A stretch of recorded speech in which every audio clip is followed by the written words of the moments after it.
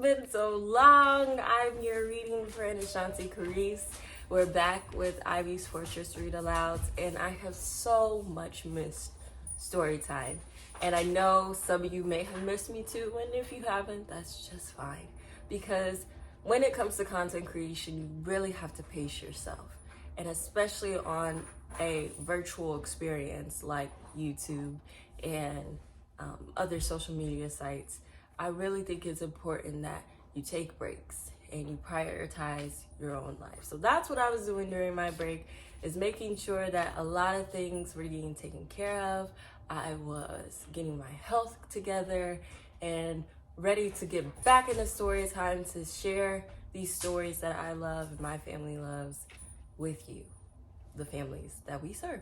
So without further ado, I really hope I haven't read this book because I haven't looked through my videos, but this is Radiant Child by Javaka Steptoe, and this is the story of young artist Jean-Michel Basquiat.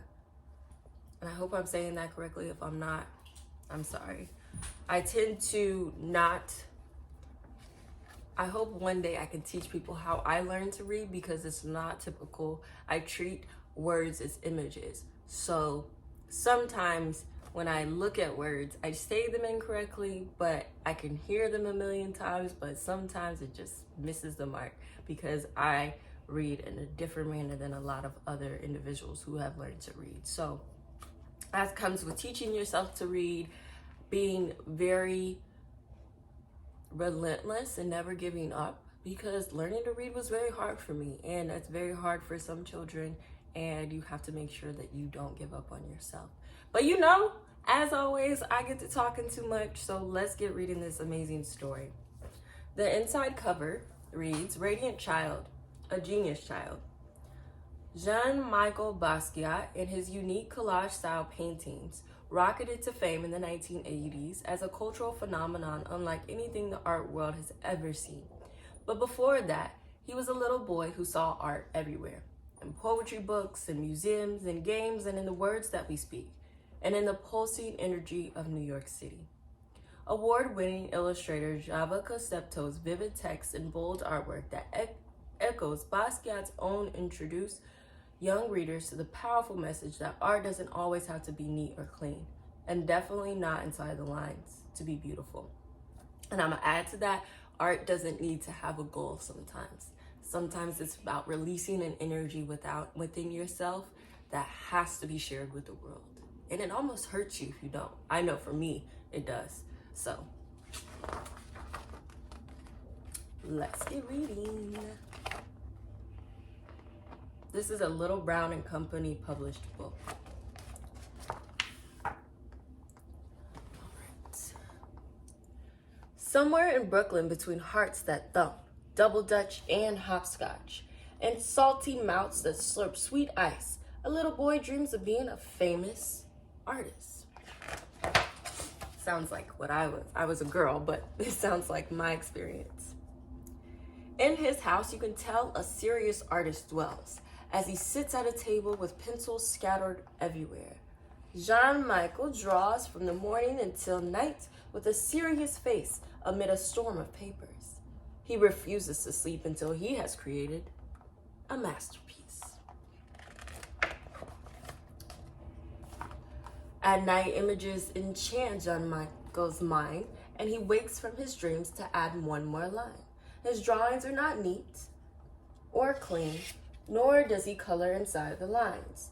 They are sloppy, ugly, and sometimes weird, but somehow still beautiful.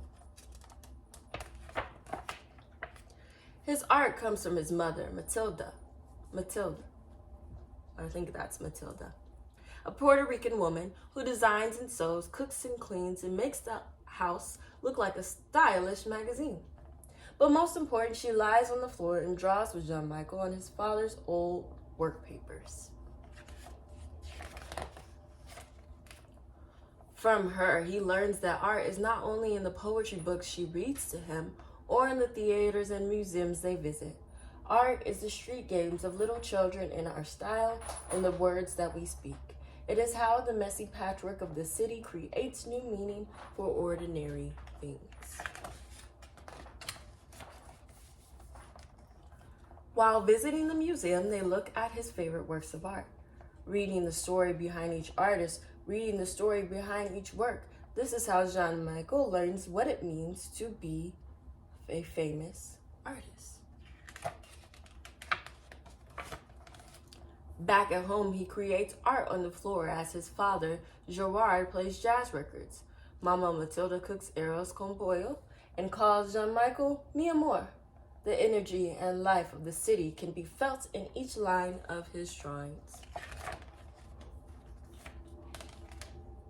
As time goes by, Jean-Michel learns that the art has a healing power. After a car accident, he is scared and confused. Matilda gives him a book to calm his fears. It is filled with pictures of bones, skulls, and other body parts.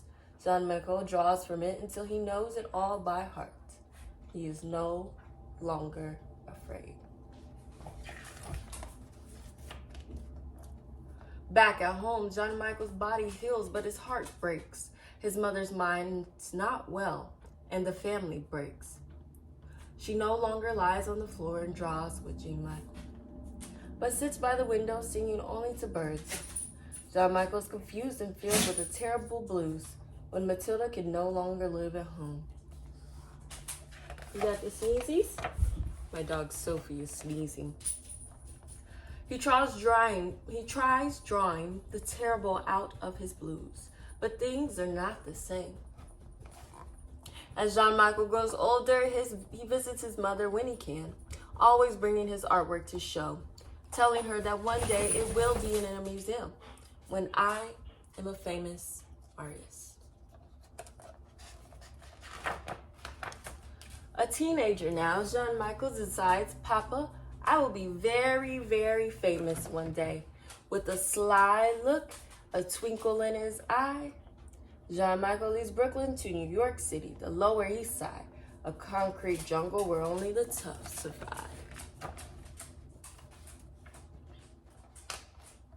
During the day, dressed in a green jumpsuit splattered with paint, Jean-Michel sits with friends, sleeping on couches and floors, leaving a barrage of collages and poem-filled papers everywhere he goes. At night, Jean-Michel spray paints the walls downtown with poems and drawings that could catch the eye of artists, gallery goers, and passersby. Under his art, he signs the name Samu instead of Jean-Michel. Everybody wants to know who Samu is. Samu moves from street corners to art gallery walls with powerful color composition and line, collaging and painting on anything he can find. His art is still not neat or clean and definitely not inside the lines, but somehow still beautiful. With his magical charm, Jean-Michel draws a chord, but when it's time to work, he prefers to be alone, with the radio and TV on full blast. Now in expensive suits splattered with paint, he flips through stacks of magazines and open books and paints into the night, and sometimes for days at a time while sounds and images jump in his head. I love how these pictures look semi-realistic, but are still very much painted or illustrated. Jean-Michel, an artist among artists, never doubts one line, creating from a soundtrack that is all his own. People describe him as radiant, wild, a genius child, but in his heart he is king, so he draws crowns for himself and others he admires. A grown man now, with the art world in his hands, Jean-Michel still visits his mother when he can, and at his most important shows above all the critics, fans, and artists he admires, the place of honor is his mother's, a queen on a throne. He is now a famous artist. The end. Jean-Michel Basquiat. I probably said his name different several times, but that's okay, because when we're learning to read and we don't necessarily can pronounce words how other people pronounce them, it's still important to practice them, especially a soulful, artful, powerful human artist like Jean Basquiat, because when we're saying these artists' names, when we're telling their stories, when we're sharing their experiences in their workplace, their homes, their passion-filled projects, we really get to offer opportunities to get their name to live on longer than their own life. Now, he has passed on, but I will definitely say he's inspired many artists that we know today that are just as spectacular as he was and is. And you can also go to New York City and see his art.